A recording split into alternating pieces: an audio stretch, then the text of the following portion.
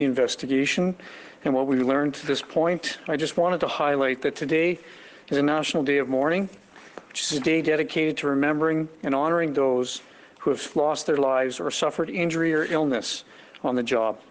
The recent events here in Nova Scotia remind us that policing is an inherently dangerous job. And today, Constable Heidi Stevenson, who gave her life to protect her community, and Constable Chad Morrison, who was injured in the incident, are both very much on our minds. Thank you once again to everyone who bravely responded to intervene and to those who stopped to help them. Today is also a day to acknowledge the victims of this tragic incident. And I want to express my sincere condolences to all the families of the 22 innocent people who were killed at the hands of a gunman. I want to thank Nova Scotians for their support that they've shown all the families and to the RCMP. Having provided an account of the incidents this past Friday, my focus today is to provide you with an update on our investigation and the information that we've uncovered to this point. Any homicide investigation is a significant endeavor. In this case, we're dealing with 22 homicides. We have a sizable major crime team dedicated to the investigation, and we have engaged several support resources. In addition, we have experts across the country, and we're now receiving additional support from RCMP resources from across the country. We have received support from external agencies as well, including the Canadian Armed Forces, the Halifax Regional Police, and the Canada Border Services Agency. I want to extend my appreciation for all the law enforcement agencies who have offered their assistance and their support. Our job now is to determine the actions of the gunmen on April 18th and 19th. Though the gunman will never stand trial, we will still have a duty to complete this investigation by the same standards that we would have if he was standing trial.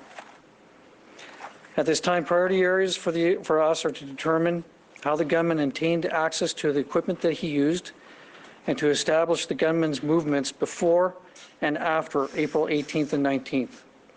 We'll also want to determine if anyone had any knowledge of the gunman's plan, if any, and if they had assisted him in any way. We've been focusing on witness interviews, video canvassing, and judicial authorizations that allow us to obtain search warrants and records. This work has enabled us to gain a much better picture. To give you a sense of the scope of the investigation, to this point we have identified over 435 witnesses, and at this point we've interviewed more than half of those. There are many more interviews to come, and we expect the witness list to grow. Also, we've completed approximately 20 legal applications, and we have obtained authorizations to help us determine the acquisition of the equipment and the gunman's activities and movements. I should point out that Nova Scotians have responded to our tip line. Thank you to everyone who's called in and spoken with an investigator. I encourage anyone with information, regardless of whether or not you think that it's important or not, to please call the toll-free tip line and share what it is that you know.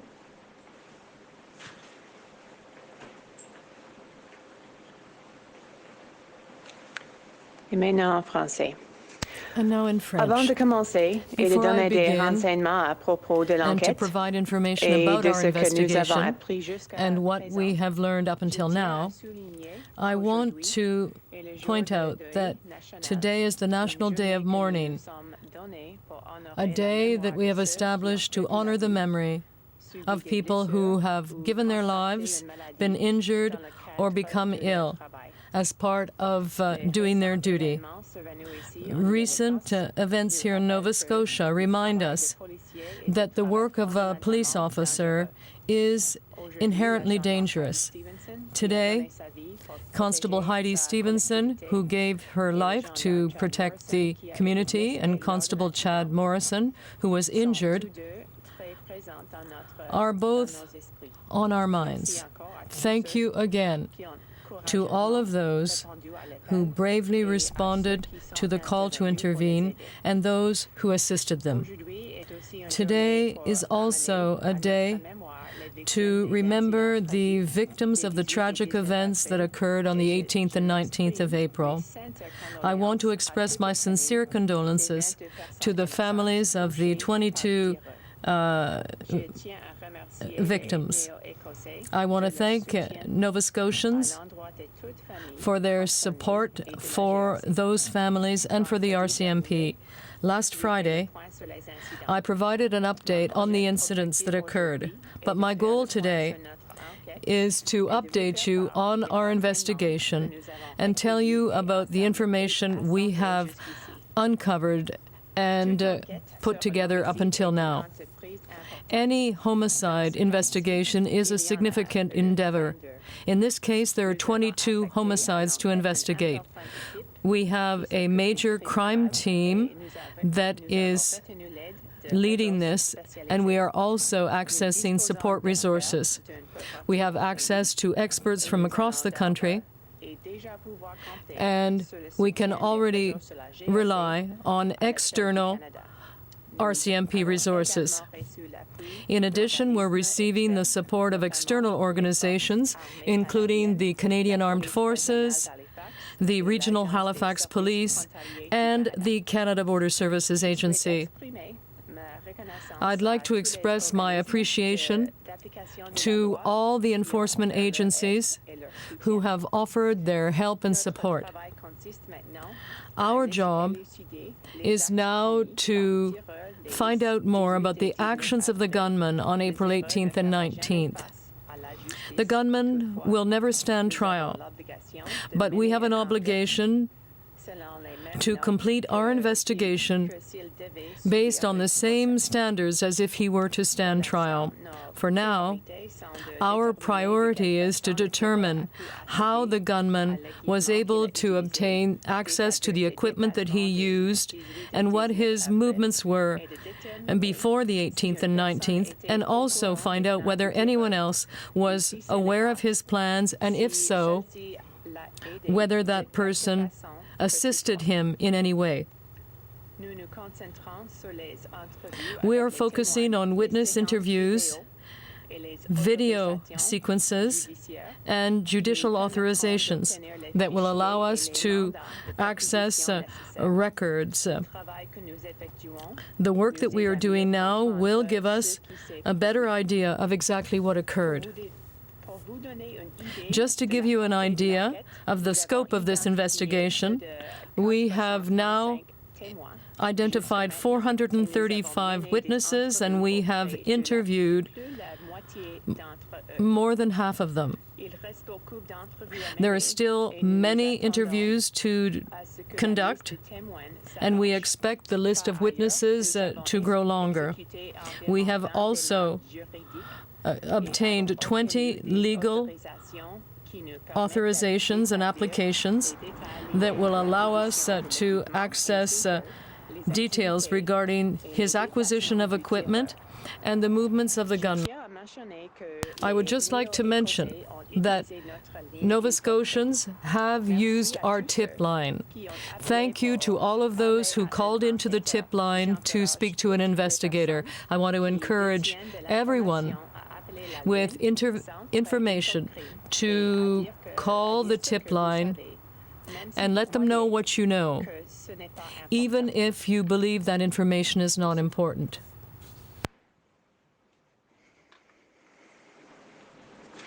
Okay, so what I'd like to do first off is I'd like to address some issues and aspects in and around the questions related to the uniform. From witness statements that we've learned that the gunman was a collector of many things, including police memorabilia, and he was in possession of multiple pieces of police uniforms from a variety of agencies. Many witnesses interviewed have spoken of the gunman's interest in the RCMP, which dates back some time. We now know that on April 18th and 19th, the gunman wore parts of an authentic RCMP uniform, including a shirt and pants with a yellow stripe. We also know that he had changed clothing while he traveled between the communities. We have yet to confirm exactly where or how he obtained these uniform pieces. This is an important aspect of our investigation, and this will take some time. We do know that surplus police uniforms can be available to the public through a variety of means, which include things like surplus stores, auctions, and online. With respect to the car, I'd like to address some issues in and around the police vehicle. We've learned through our investigation that the gunman's collection of police memorabilia included that of police cars. This was widely known. He didn't hide that fact that he had cars or memorabilia from people that knew him. However, at this stage of the investigation, we have not uncovered any information that the police had knowledge that he had possessed these vehicles or that he had possessed a replica police vehicle. Investigators have determined that all 4 police cars were former police models, and the gunman had acquired them through auctions within the past few years. With regard to the replicated police vehicle that he used on April 18th and 19th, we believe that he obtained that vehicle in the fall of 2019. And it was at that time that he outfitted it with the light bar and the decals. How he obtained these decals and how they were produced is an investigative detail that I can't get into, other than to say that we've made progress in this area of the investigation.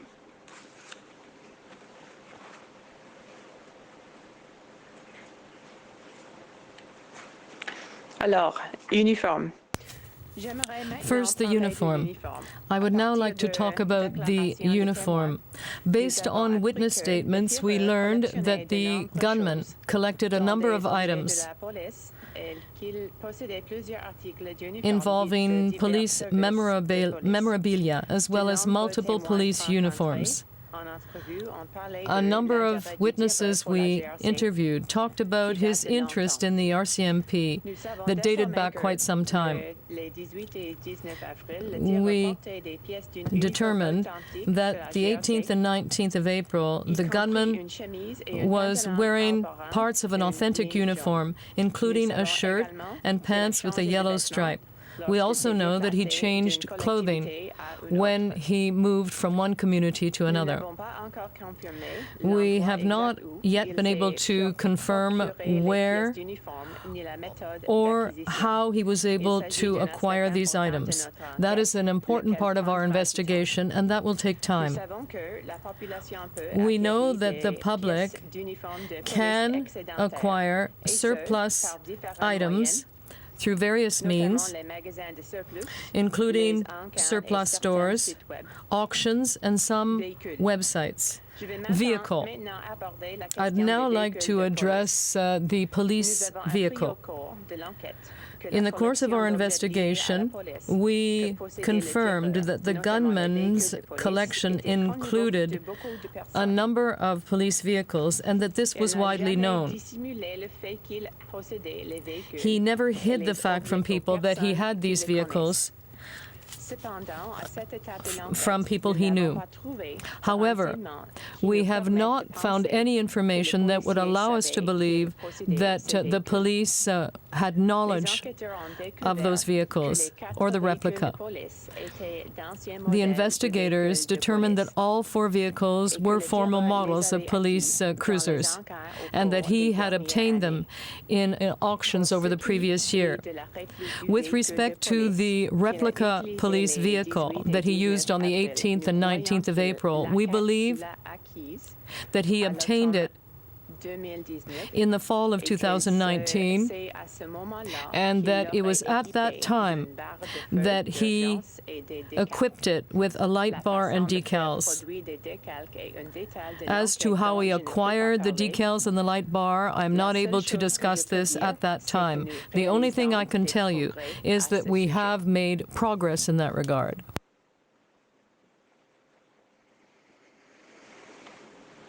So what I'd like to do now is take you through a more detailed account of the gunman's movements on April 18th and 19th. This information has been established through the efforts of our investigative teams. At this point in our investigation, this is what we believe. If we can get you to refer to the first image. So after receiving the first 911 call, just after 10 o'clock, officers arrived in the Porta area around 10:26 in the evening. This information gathered since the incidents occurred lead us to believe that the gunman had actually left the Porta area through a field at approximately 10:35. So if you note there on the image that I provided, there was a witness that saw a vehicle that was traveling through a field, which was not very common. And what we've done is we've actually been able to determine through video evidence that the gunman had actually traveled a distance of approximately 26 kilometers, where he actually entered into an area in Divert, which is an industrial area. He arrived at that location at 11:12 in the evening. It's of great interest to us what the suspect or the gunman had done at that location, but we do know that he spent the evening there. We've searched that area thoroughly, but we are making a plea to anyone in that area, if they had seen anything suspicious, to please contact the police. We've obtained video evidence that shows that the suspect had left the area at 5:43 in the morning, traveling northbound on Highway 4 on his way to Wentworth. That distance was approximately 44 kilometers. Other video evidence obtained shows that the mock police vehicle is driving by a residence very close to the location where the gunman had actually killed 2 males and a female, and that happened at 6:29 in the morning. Video evidence also shows that the gunman had left the area at 9:23. We believe that the victims were killed shortly after the gunman arrived, more than 3 hours before that time. And it was near that time that the gunman had actually set fire to the residence, and it's established by the video in the area. The gunman then traveled south on Hunter Road towards Highway 4 for a distance of approximately 14.5 kilometers, where he encountered a female in and around the area of Highway 4 and Highway 224 at around 9:48 in the morning. He continued through that area from Glenholm towards Debriefing. And as I mentioned last Friday, this was the location where we received a 911 call about a male known to the occupants of that residence who was driving a RCMP replica vehicle and wearing a uniform. That call was received at 9:48 in the morning, and that was within the 2900 block of Highway 4 in Divert.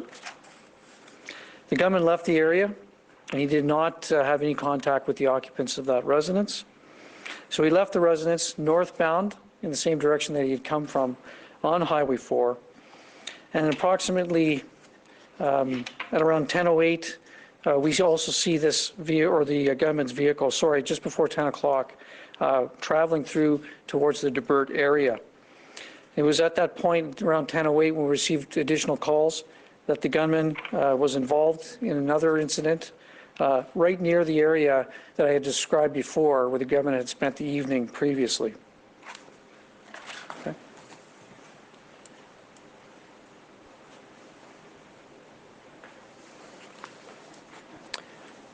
Les mouvements. The gunman's movements. I would now like to give you more details about the gunman's movements on April 18th and 19th. This information was obtained through the efforts of our investigators. At this point in the investigation, this is what we believe. After the first 911 call at 10:01 p.m., officers arrived on the site in Porta at 10:26 p.m. Based on the information that we collected, we believe that the gunman left Porta traveling through a field at 10:35, and we can now confirm that the gunman traveled towards Debriefing, which suggested that he went there directly from Porta. The gunman then left Debriefing at 5:43 a.m., and we have done a full search of the area, and we are inviting anyone who may have seen something suspicious to contact us. From the Divert industrials area, the gunman moved in direction of Wentworth. We have video evidence of him on Hunter Road near a residence where he killed 2 men and 1 female. We believe he entered the residence, killed the victims, and remained in the area for a certain amount of time. On this image, you can see that he left the area at 9:35 and took Hunter Road in the same direction from which he had arrived earlier. He then continued south on Highway 4 and went through Wentworth. He was then closer to the intersection of Highway 4 and 224 at 9:48, and a 911 call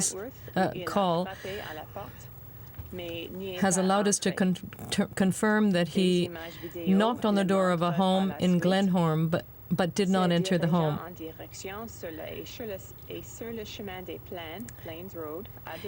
He then was seen on Debriefing Road at 9:57. From then, he traveled east on Highway 4, and video evidence shows that he went through Truro between 10:15 and 10:20. He did not stop in Truro. From Truro, he then took Highway 2 in the direction of Millbrook. This is an image of his car, and you may have seen this picture in the media. The gunman is taking off his vest and putting on different clothing. He then continued south on Highway 2 until Hiller. Video evidence show him near the Brookfield Esso station at 10:32. The next 2 points of interest are where the gunman encountered Chad Morrison and Constable Heidi Stevenson. After that encounter, he traveled a short distance on Highway 2, where he entered a residence close to the highway.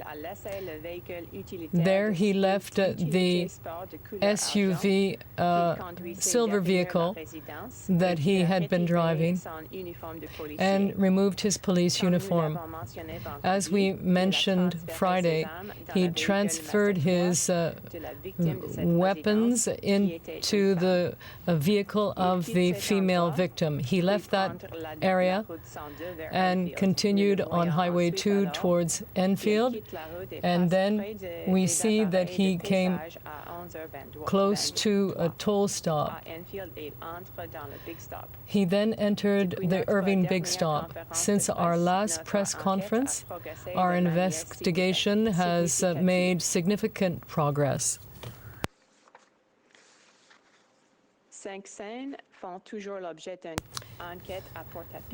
There is still an investigation ongoing at Hunter Road and in Porta. Traffic in that area is still limited.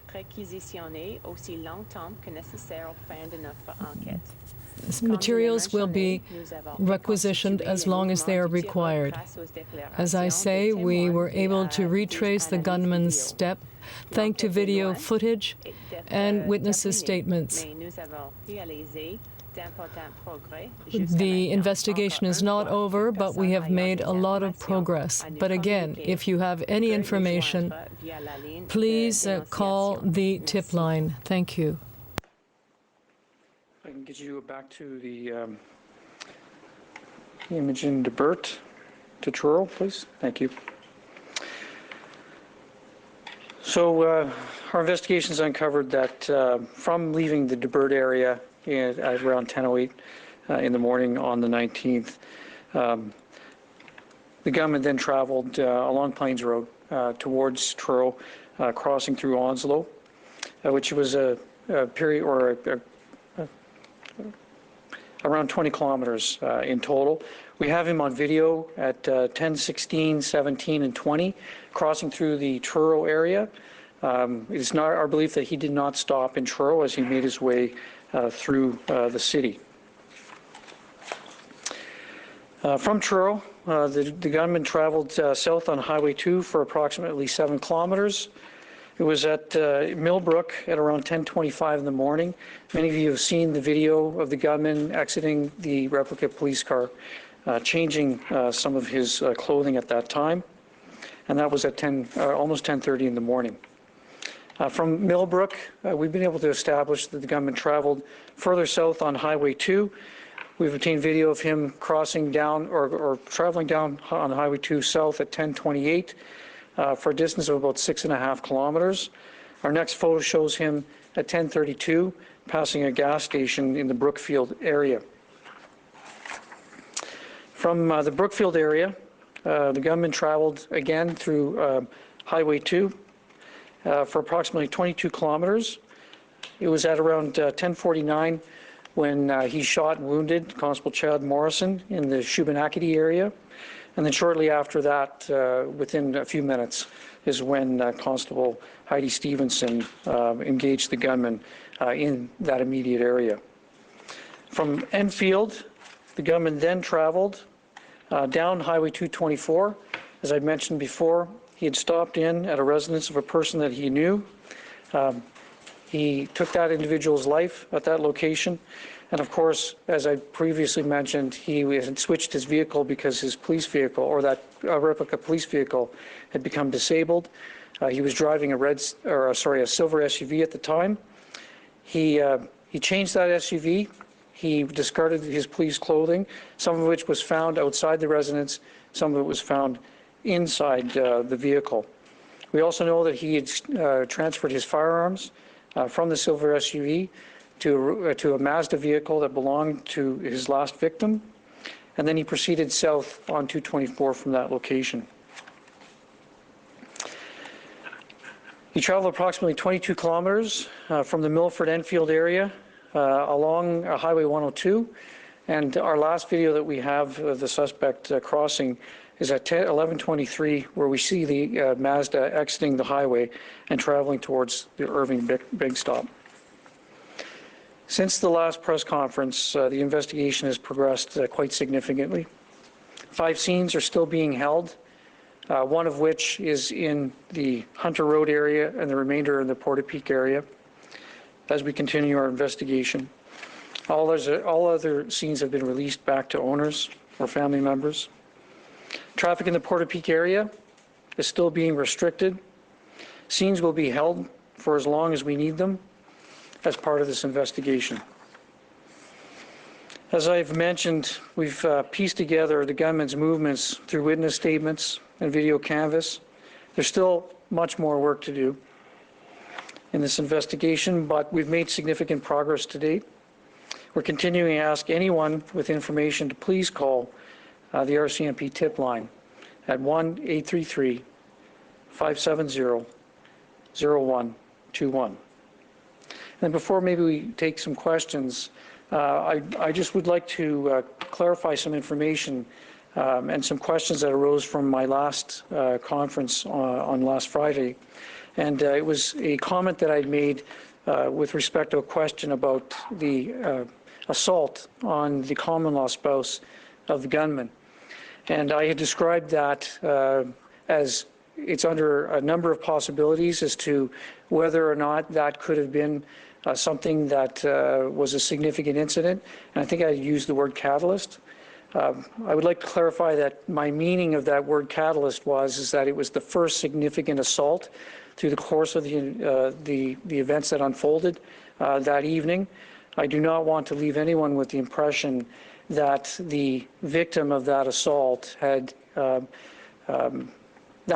anything to do with the gunman continuing on with his rampage.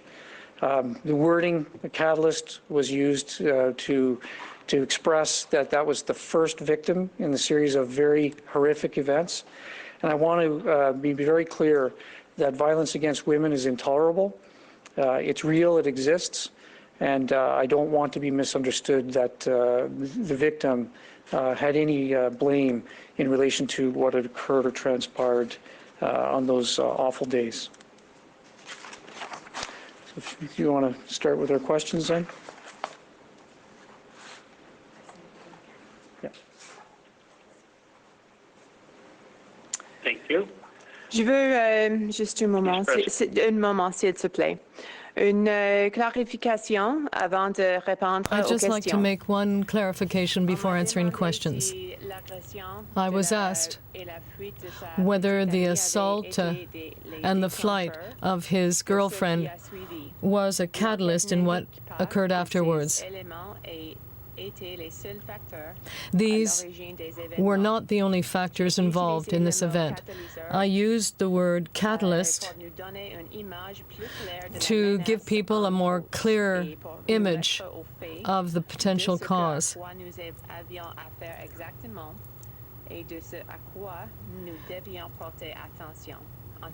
so that people would know exactly what factors were important.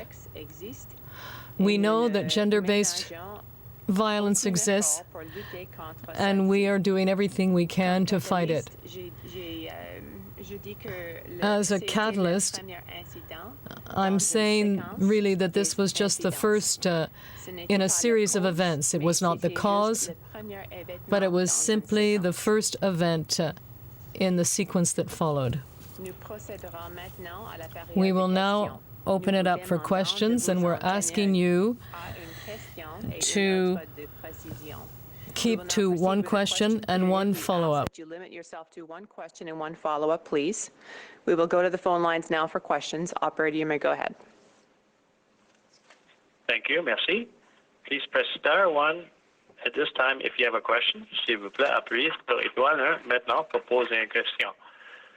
La première question, the first question is from Kayla Hounsel with CBC National News. Please go ahead. La parole est à vous. Hello, Superintendent. Thank you for this information today. I want to ask you about why your officers were on the road during this course of events alone.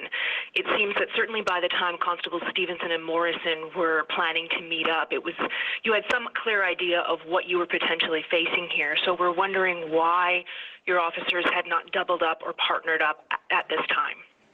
Okay, well, thanks for your question. What I can tell you is that all of our officers weren't alone. We do have some of our police vehicles which have single officers within them, and then we have others that would have what we would call a two-person car. I can also confirm that there were several other resources in the area where there were more than one tactical resource in vehicles as well. Often what happens in situations like this is that our Operations Communication Center is coordinating with the Critical Incident Commander, and as we know information, we'll also set up perimeters in the area. So all those officers that were out there were needed within certain areas.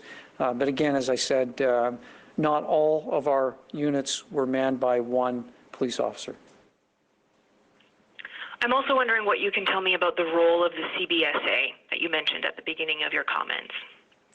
So I can't get into exactly what their role is. I mean, I think that I had answered a question last Friday with respect to the origin of some of the weapons that we're looking at.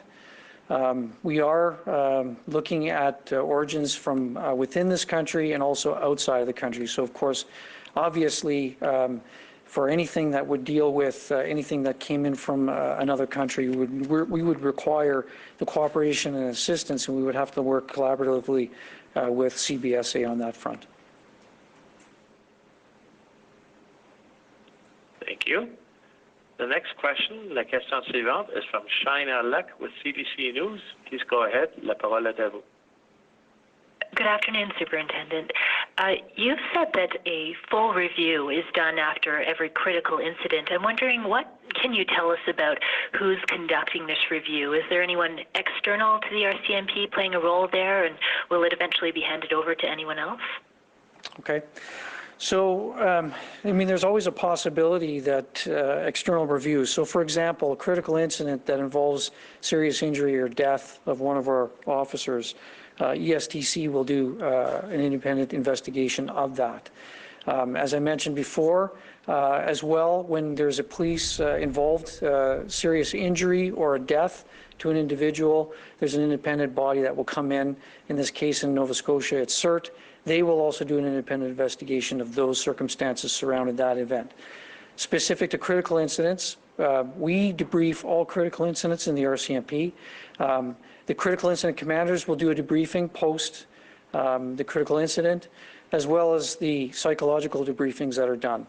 Any major event in the RCMP that unfolds where there's questions asked, I can guarantee you this organization is very alive to and actually exercises internal reviews, and then at times, if it's warranted, external reviews will be done as well. There's been some talk about, and I've noticed this in the media, I've been following it as well, people are calling for inquiries. That is another form of an external review. So all of these things, these mechanisms can take place to look at exactly what happened and to determine exactly what roles every person played, the decisions that were made, and other things like that. Thank you. And secondly, can you tell us what, if anything, have you found at the shooter's Dartmouth properties, his home and his business? Well, I can confirm that we've searched his home and business in the Dartmouth area. I'm not going to get into specifics, but it does appear that the gunman had, I wouldn't say vacated the property, but he had left the Dartmouth area for a period of time, and it appeared as if he was mainly using the Porta residence as his permanent address or his more frequented address at that time. But I can't get into specifics in terms of what we found. Thank you. La question suivante. The next question is from Todd Badis with CTV News. Please go ahead. La parole est à vous. Hi, Superintendent, and thank you for your time. I'm wondering if you can tell us whether investigators have had the opportunity to talk to the victim of that initial assault and what that person has been able to supply RCMP in terms of the investigation. Yes, I can confirm that we have had the opportunity. In fact, we've had a number of opportunities to interview that critical witness. We intend on conducting further interviews. I'm sure that you would appreciate that given the closeness that that individual had to the gunman. She is a critical witness, and it will take some time. We are going to spend our time with her. We want to understand everything that she knows. And again, like any witness, sometimes the pieces of information that individuals think are too small. Well, our intention is to be able to get every piece of information from her so that will assist us on our investigation. And just to follow up, if I may, have investigators spoken with anyone in the United States? I can confirm that we have, yes. Thank you. La question suivante. The next question is from Stuart Peddle with the Chronicle Herald. Please go ahead. La parole est à vous. Hello, we were wondering about the explosions that witnesses had reported, and we had heard rumors that they may have been armed with grenades. I wonder if you can explain or provide information about whether he had explosives. So what I can tell you is, unfortunately, given the state of the gunman's residence, our ability to fully understand all the evidence from that location is limited due to the damage. But we have obtained statements from individuals that knew the gunman, and there is information that is consistent with part of your question. In terms of explosion, some of our witness statements indicate that the gunman had purchased some ammunition or had possessed a significant amount of ammunition. And as those residences are burning, some of that ammunition was more than likely igniting and potentially exploding. So that could be one of the reasons. I mean, a full investigation into the actual arson of those residences is underway, and we'll understand more as that analysis is done and the reports are finalized. My second question would be to follow up from previous caller. You mentioned you had spoken with somebody in the U.S., but you didn't go any further than that. Could you clarify or expand on that? I can't expand on that right now. It's part of the active and ongoing investigation, and it's a piece that right now, unfortunately, I can't share with you. La question suivante. The next question is from Brian Hill with Global News National. Please go ahead. La parole est à vous.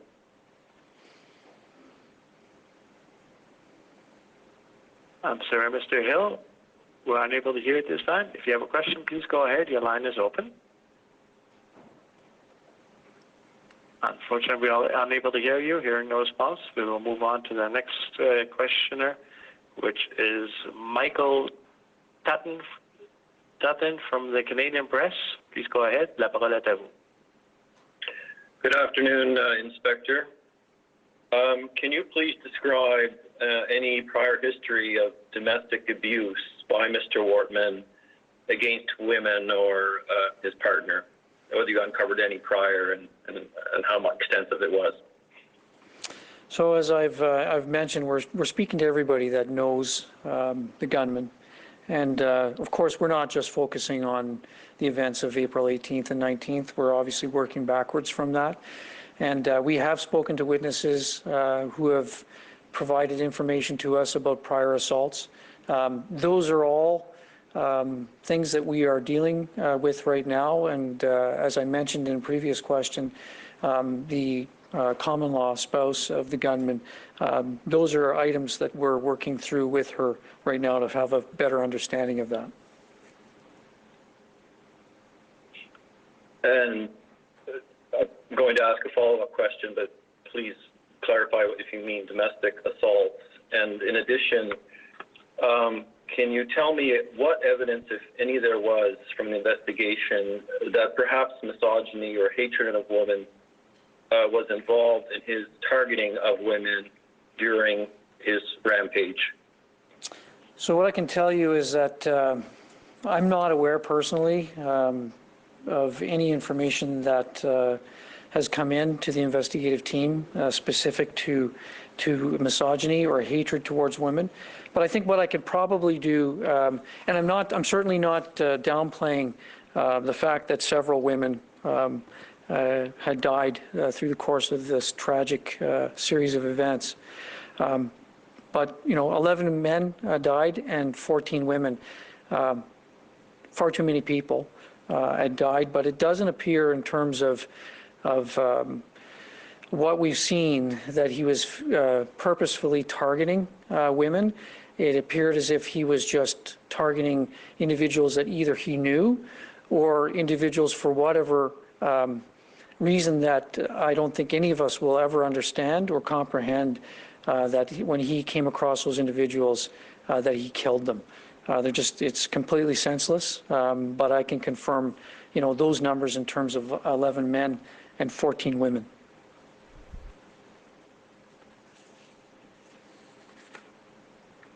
Thank you.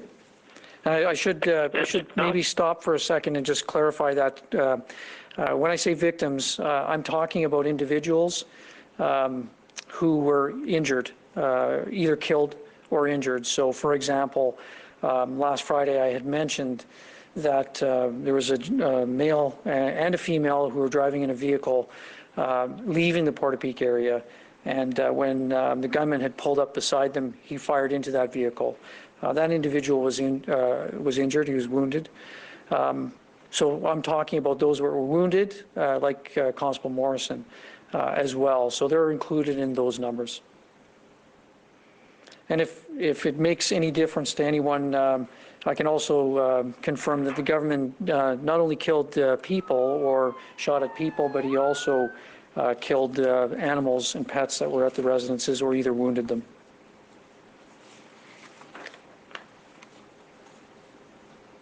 Thank you. La question suivante. The next question is from Brian Hill with Global News. Please go ahead. La parole est à vous. Hi there. Apologies for getting disconnected earlier.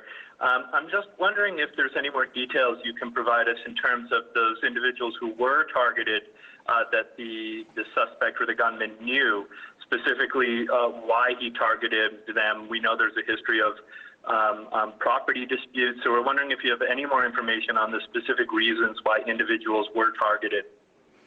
So I don't have access to the finer details of that, but I'll agree and confirm with you that there was certainly a fairly sizable amount of information that there were individuals who had a number of disputes with the gunman over a certain period of time, and it appears to be a lengthy period of time.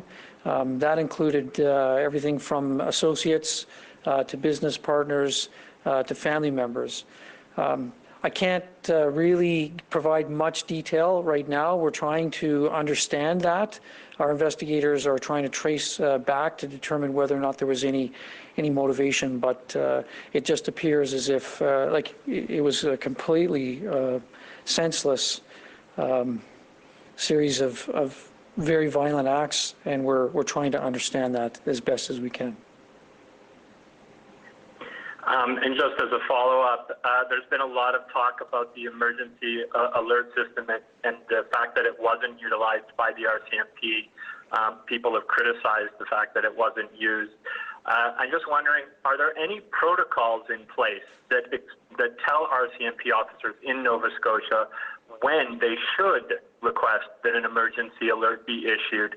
And if no protocols are in place, what are you doing to remedy that now? Okay, thanks for that question. What I can tell you is that, as I had mentioned last Friday, I've been a police officer for almost 30 years. I have myself never witnessed or been a part of a critical incident where the emergency alert system was used. But what I can tell you is that we're certainly very aware of that issue, and we are conducting a full review of that system, and we're in conversations with not only the province but also the Canadian Association of Chiefs of Police on that particular issue.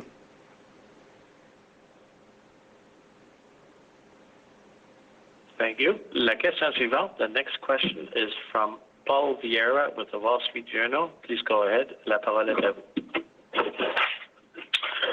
Hi. Good afternoon. I want to be clear on something.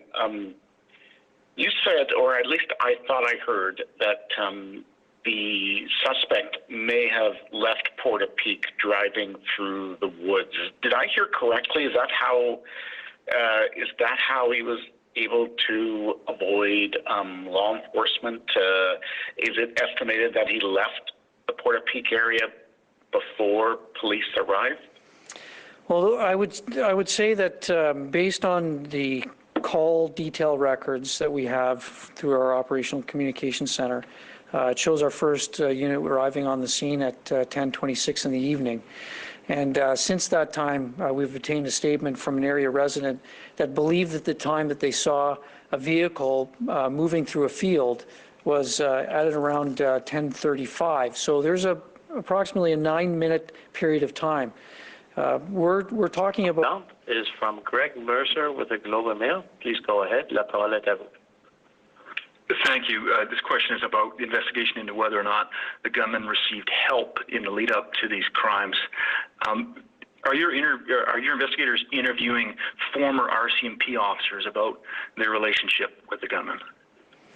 What I'll confirm is that it's my understanding that the gunman was related to retired RCMP officers, and we've interviewed those officers, and we're continuing the investigation. But at this time, what I'll confirm is that there's no indication that a former member of the RCMP provided assistance to the gunman or had provided them with any police equipment.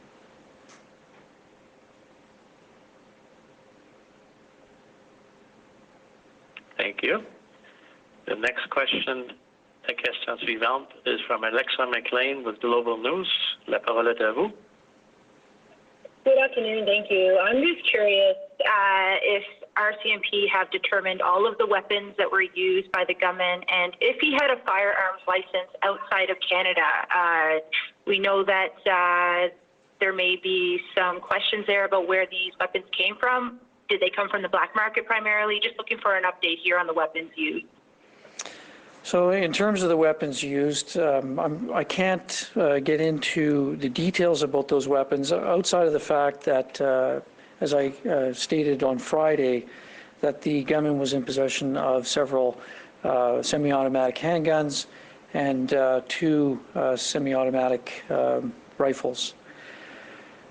In terms of the caliber of those, I can't get into those details because the investigation is still active and ongoing.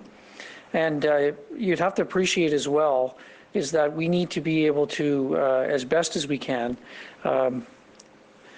associate those weapons through the ammunition used to the actual victims. So those efforts are ongoing. That was the first part of your question. The second part of your question was in regards to the United States or firearms acquisition certificates.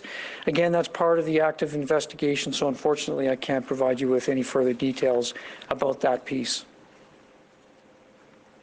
And just a quick follow-up, looking at the photos that were provided, there is 2 photos from Divert that are fairly dark, and through this briefing we now know that the gunman spent the night in Divert, so several hours between 11:30 p.m. and 5 a.m. in an industrial area. Just wondering why police weren't able to track him there, and what you've learned about this specific area that he stayed in, if these photos are of where he stayed in Divert for the night. So those photos are where he stayed in Divert that evening, and you'll notice that those photos are both very grainy and they're very dark. It's because those photos were obtained when it was dark outside, so just after 11 in the evening and just before 6 o'clock in the morning. That area is, it's not a very built-up area. It's more of an industrial area. It's dark. What I can say is that that was an area that I would say the gunman probably had some area knowledge of. In terms of tracking the gunman, we don't know exactly what he did while he was there. We don't know exactly where he secreted himself or that police car or that replica police car. Those are all parts of the investigation that we're still trying to uncover, and that's why I've asked for any individual to come forward with any information if they saw something suspicious or they know something.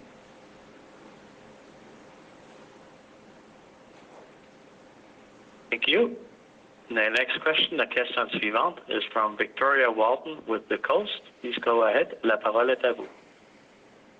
Hi there. Thanks for taking my question. A lot of them have already been answered, but I am still wondering kind of about those key locations that the gunman went to. You mentioned, I believe, he went to a location in Wentworth twice, and we know that he was kind of observing and things like that. And can you just talk about why he may have gone to some locations more than once, as well as spent more time in locations and then traveled more quickly through others? So I'm going to need you to clarify part of your question when you said that, you know, information about the gunman observing certain locations. You know, if there's something specific about that you know, I'd like to hear about it. Is there anything that you can add so that maybe I can fully answer your question? No, sorry. I just thought you had said on Highway 4, I believe it was, when he was in Wentworth, that he had drove by one location that he then returned to later. Okay. Yeah, no, that's not a problem. Now I understand what you're asking. So when you traveled to the Wentworth area, it's our belief that the victims of that, the murder of the 2 men and 1 woman and the house fire, they were known, or at least the couple that lived at that residence were known to the gunman. That first image that is on that slide is an image from a house nearby that had a video surveillance system, and I believe that it shows the gunman passing by towards that residence where that offense occurred at around 6:30 in the morning. The second video surveillance photo that you see is approximately 3 hours later. That's from the same residence, capturing the vehicle leaving that area. As I indicated before, it's our belief that the gunman went to the victim's residence. We believe that the gunman took the lives of those individuals shortly after arriving. However, we believe that the gunman more than likely had stayed in that residence for a period of time before setting on fire and then leaving southbound on Highway 4 from that location. Thank you, and thank you for the clarification. Thank you. The next question, la question suivante, est de Héloïse Rodriguez de Radio-Canada. Please go ahead, la parole est à vous. Bonjour, est-ce que vous pouvez nous dire si à ce moment-ci le bilan des victimes est final ou si on s'attend à ce qu'il continue d'augmenter et combien de victimes sont mortes par balle et combien sont mortes dans les flammes? Un peu plus lentement, s'il te plaît. Oui. Pouvez-vous nous dire si le bilan des victimes est final whether et combien de the personnes sont toll mortes of par the balle victims is et combien final sont mortes dans les feux? and how many victims died because of fire?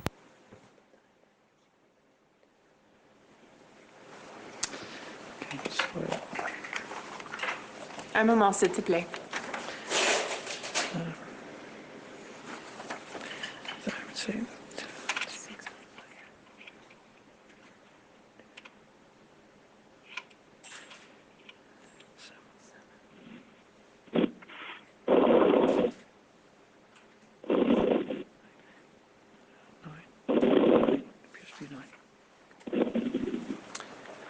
Nous savons que 9 personnes ont été We know that mortes 9 par individuals l'incendie were et les killed autres par by les balles. fire and the others by gunshot wounds.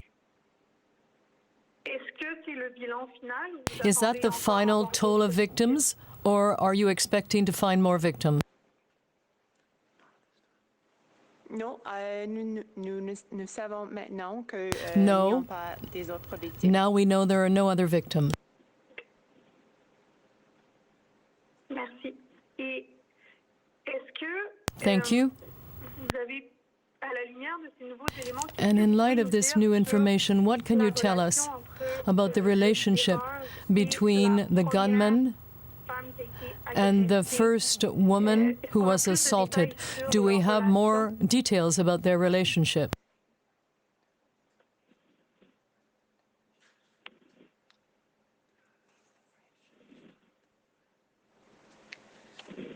Parlez-vous de son petit ami ou Are you talking about les his deux girlfriend? premières victimes? Okay. Yes. Non, c'est ça, la petite amie. Pouvez-vous clarifier s'ils étaient encore ensemble? Can you clarify if they were still together or what the nature of their relationship was so that we have a little more information about that?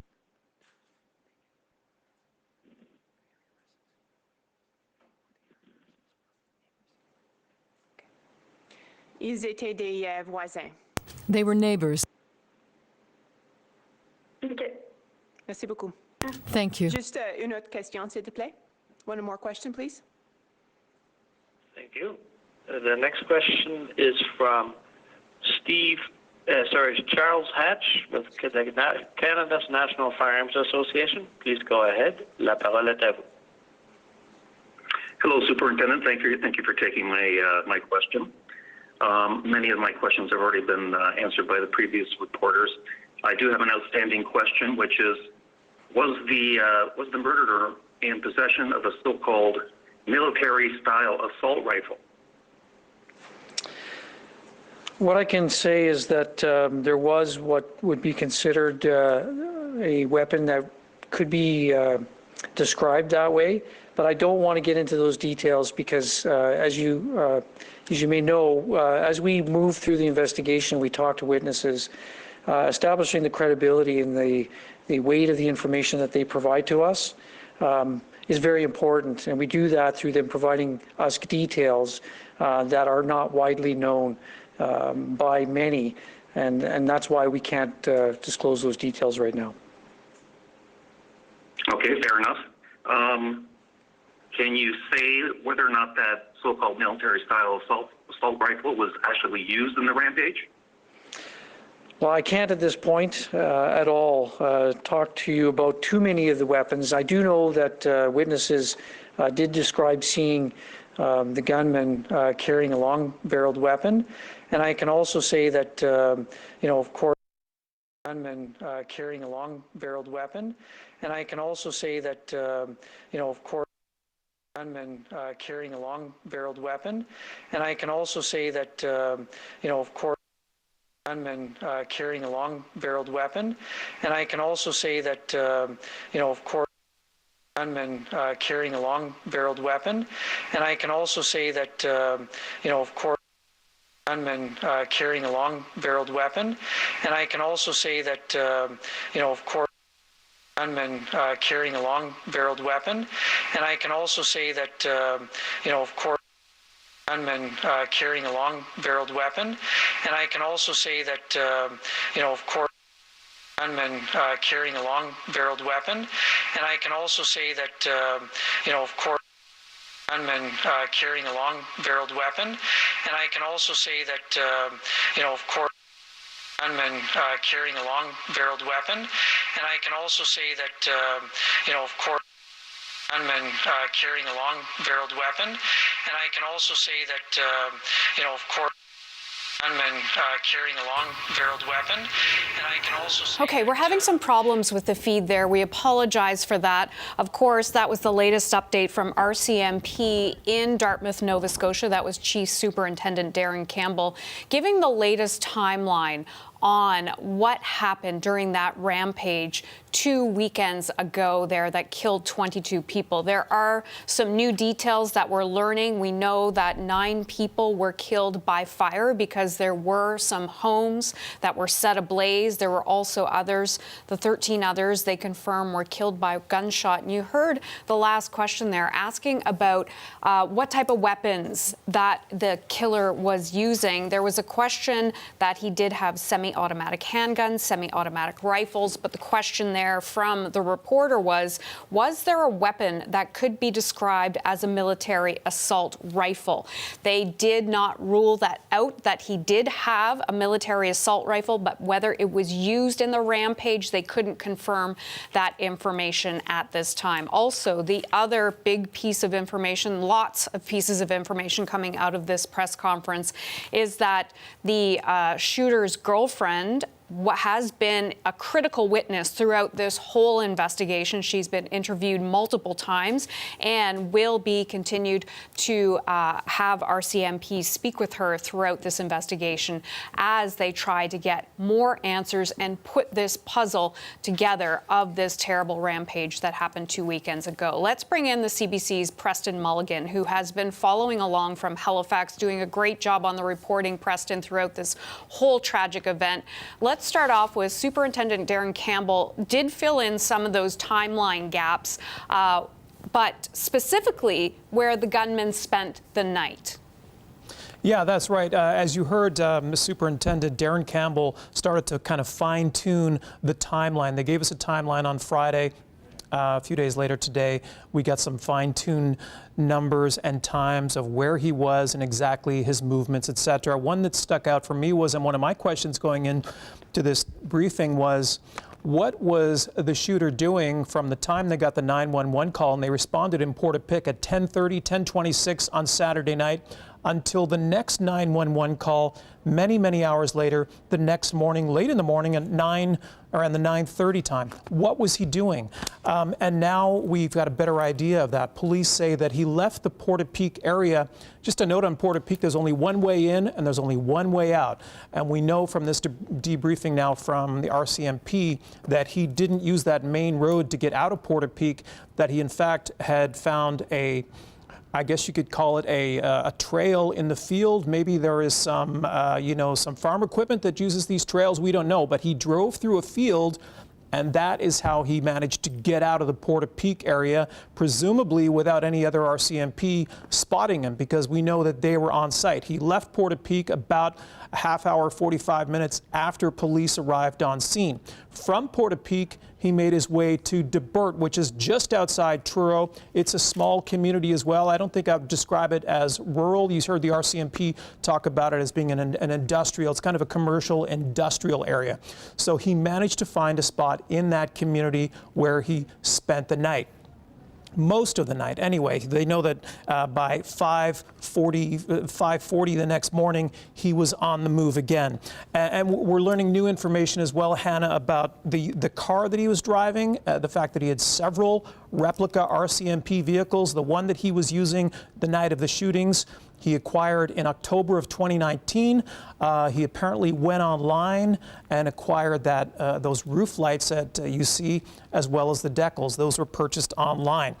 But the police said earlier in this news conference that that's one of the things they're most interested in, is how he got those decals. Another very interesting detail, I think is the first time we heard this, was that the shooter has relatives who were retired RCMP officers, and they're in touch with those retired RCMP officers now, and that they're among the many witnesses that police are talking to. We know they've got like up to 435 witnesses in this case already, half of whom police have managed to sit down and talk to already.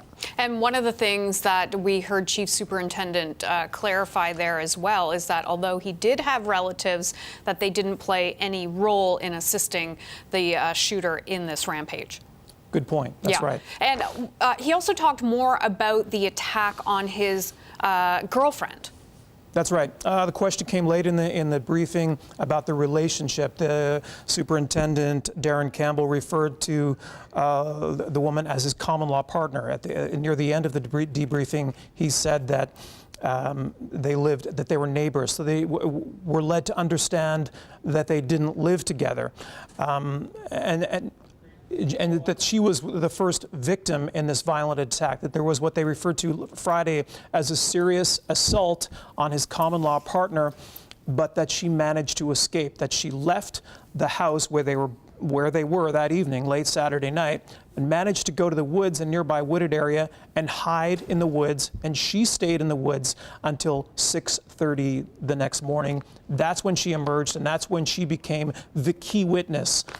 Sunday morning, was able to tell police officers who he was, what he had, and more information that we're not 100% privy to, the kind of information she gave them. Preston Mulligan, thank you for your great reporting. We really appreciate it. CBC's Preston Mulligan in Halifax.